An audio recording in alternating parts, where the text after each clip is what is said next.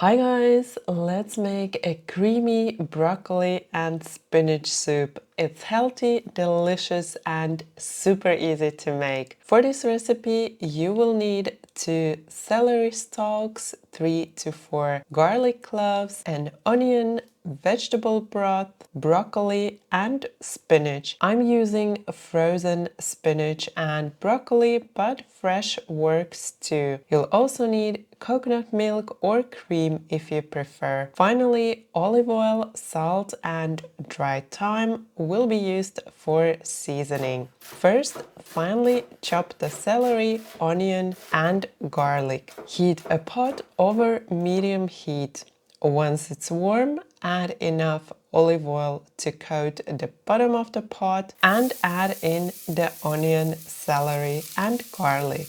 Let them cook for about 5 to 10 minutes, stirring occasionally until they soften. After about 10 minutes, the vegetables should be tender. Next, add the spinach, broccoli, coconut milk and about half of the vegetable broth. Give everything a quick stir, cover the pot and bring it to a simmer. Let it cook on low heat for 15 to 20 minutes or until the vegetables are soft. Once the vegetables are tender, remove the soup from the heat and blend it until smooth and creamy using an immersion blender. If the soup is too thick, gradually add the remaining vegetable broth until you reach your desired consistency. Personally, I like mine a bit thinner, so I used all of the vegetable broth, but you can adjust to your liking. Since we didn't add salt earlier, be sure to taste the soup at this point and add salt as needed. Also, season with black pepper and thyme. I like to let the flavors melt by letting the soup sit for 10 to 15 minutes before serving. Now it's ready to enjoy.